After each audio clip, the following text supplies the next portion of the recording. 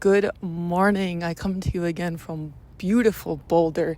It's a ripe 9:21 a.m. on a Sunday, and I just got done lifting. And I always have the absolute best ideas when I'm lifting and my body's moving, my brain is flowing, the ideas are coming to me. And right now I'm just walking around outside, enjoying this beautiful sun. And I want to have a chat with you about trusting yourself. Just to chat, share my thoughts, because I had an interesting experience yesterday about trusting myself, and I wanted to talk about it and share with you. So last night I worked my first overnight EMT shift in the emergency department, and it was an incredible experience, and I filmed before and after, leading up to it, my thoughts afterwards, so definitely check that out if you're interested. And I want to highlight a specific moment that happened during the shift. Must have been like 2 a.m. or something, and I started at 7 p.m. and the emergency department technician that I was shadowing said that we were going to go into a patient's room and take their blood glucose level. And he told me that I was going to take it. And I had never taken a blood glucose on myself, on anybody before. And here I was about to go take a blood glucose on a little old lady in a hospital bed. I've seen people do this. I've seen, when I was little and at summer camp, there was a girl that was diabetic. So I would see sometimes the camp counselors take her blood glucose. So I was generally familiar with how to do it, but I had never actually held the lancet, pierced the skin, taken the blood, put it in the little machine. I'd never actually done that myself or really see anybody in detail do it. And he told me yep, you're going to do it. But my immediate first reaction was okay, yeah, I can do this. But it was because I was thinking, if he didn't trust me with this, if he didn't trust that I could do this, then he wouldn't be comfortable with letting me do it instead of him. And so it was this external trust that gave me the comfort to do it. It was his validation of my supposed skills that I could do this. And I just found that interesting. And then I had the thought, today as I was lifting in the gym, I'm what if I just fully trusted myself instead of relying on somebody's trust in me? And what is his trust even based on? I've known this man for 6 hours at this point, or I've known myself for 25 years. I think part of it is that because we live with ourselves every single day, we see where our shortcomings are. We see where we're not perfect. We see the gaps in ourselves that sometimes others don't see. But it was interesting because his trust in me, his confidence in me, kind of gave me a blind confidence and trust. So I just started taking the blood glucose, and as I was going along, I was asking what I do. It's I took the woman's finger, and then I pierced it, and then, as I was collecting the blood on the little machine, he was telling me where to put it and how much and everything. So I didn't prepare that much before, I just went straight into it. And I may have already chatted about this in a previous episode, and I want to highlight it again. When we're little, we don't really have to trust ourselves because all the adults around us are telling exactly what to do.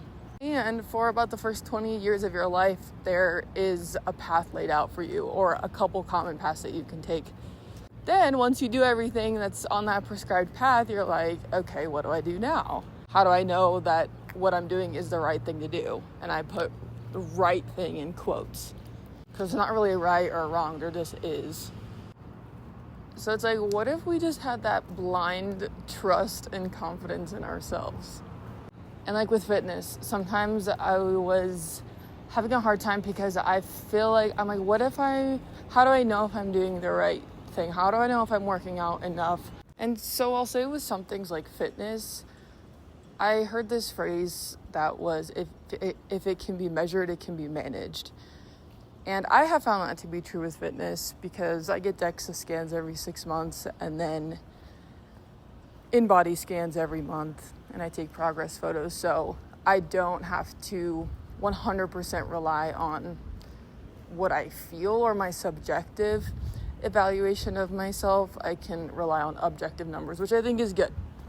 I think sometimes in the fitness world, I did rely a little bit too much on numbers. And I say this because I would track everything I would eat, and I would know what amount of calories to eat based on my metabolic rate and how many grams of protein, carbs, and fats I should eat. that I relied so much on those numbers telling me when and what to eat that I lost touch with my own sense of hunger and fullness. And so I'd literally be asking my family and friends, like, how do you know when you're hungry? Like, such a basic human life thing that before I obviously didn't question at all how to know I'm hungry. I just somehow knew I was hungry, and then I ate. And then when I was eating, I knew when to stop. But then, because I was so into the numbers and tracking everything, I relied on the numbers to tell me how much and of what to eat. So like everything, and I think a big theme in my life is that it's always a double-edged sword. Because on one hand, tracking in detail, I mean, I learned so much about food, what it's composed of, how to optimize eating certain macronutrients for what you want to achieve. And now I look at foods as a tool. Like, as much as I'm obsessed with apples, unless I'm going for a run, I won't eat just an apple straight up, just raw. Like, I'll eat egg whites, turkey sticks, so proteins, and then fats, so almonds, sometimes the yolk of the egg, things like that, so that my blood glucose levels start out steadily and they aren't spiked really quickly in the morning by apples, so that I set myself up better for the rest of the day to have more constant levels. Like, I'm always mindful of the order that I eat food, so I always start out with vegetables or spinach so that the fiber in them can absorb the water and then form a gel in my stomach and my intestines, and then I'll eat the carbs afterwards so that their absorption is more slowed down and I'm full for longer and my blood glucose stays more level. And so, like, relying on numbers and tracking was really good because I was able to learn these things about food. And then I got all sorts of measurements done on my body, like the rate of my metabolism and my bone density, which I think will be really useful for when I'm older to have a reference point. And getting the in-body scans every month and weighing myself once a week is a good way to get constant feedback that shows me the results of the habits that I do every day. Like, nowadays I track my food and I track my fitness results so that I can see, okay, if I'm eating this much after a month, this is how some of my body metrics are gonna look. But what I have learned in the last, I'd say probably a year, I've been learning this lesson, is, you know, to have those times when you're not tracking, when you're not relying solely on the numbers, and go back to how your body is actually feeling, what it's telling you. I heard this one time that the body speaks to us, we just have to learn its language. Because there would be some days where I was hungry or I wanted to eat more for whatever reason, but I had already met the certain number of calories for the day. And so I was like, do I not eat? Do I eat? Like, I want to eat because I'm hungry, but I don't eat because I'm already at that number. I'd say if you're training for a specific goal, you know, if you're a bodybuilder or, you know, you're doing it for some reason like that, okay, sure, you overpower that. And you're like, nope, I'm sticking to the numbers because this is what they say. Like, I totally get that. There's definitely utility in it. For me, when I was just going about my everyday life and I needed to have enough energy to do work and do school, relying just on the number that was like, okay, you're at 1,600 calories. Yes, it's 4 p.m. and you still have 6 hours of the day left, but don't eat anymore. I mean, for those of us not being bodybuilders, that is not always the most realistic thing. But then I would see, you know, going above that caloric amount, I always saw it as a failure because I'm like, I know my body needs 1,340 calories to operate.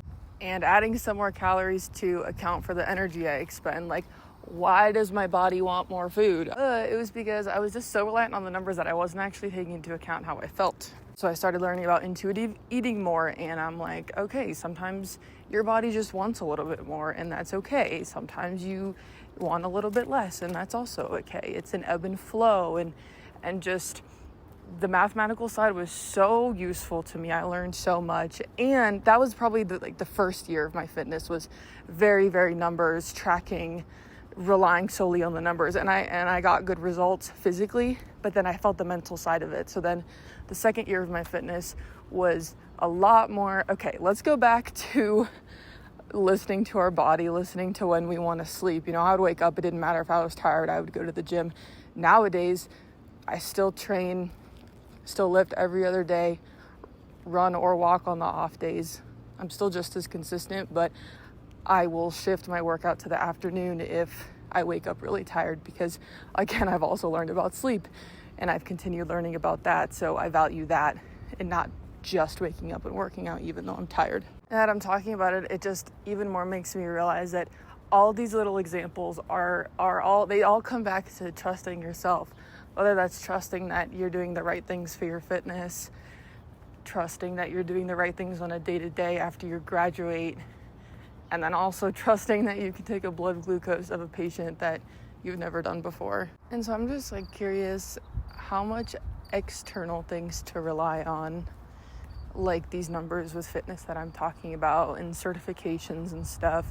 Because like, for example, I'm going to take the EMT exam and I could take the exam and pass, but how well does that actually represent my EMT skills that I would handle? Like, just because you have the number percentage, like the number that you scored on the exam, that also doesn't directly translate to how well you actually perform as an EMT. Number does give some kind of metric that you've studied and you know the basics. Yeah, I think just continuing on the next couple months, couple years of my life will just be continuing building trust in myself, having that be backed up by numbers where it's applicable, and not being too neurotic about numbers, using them to a point where they're helpful, but they don't completely direct everything.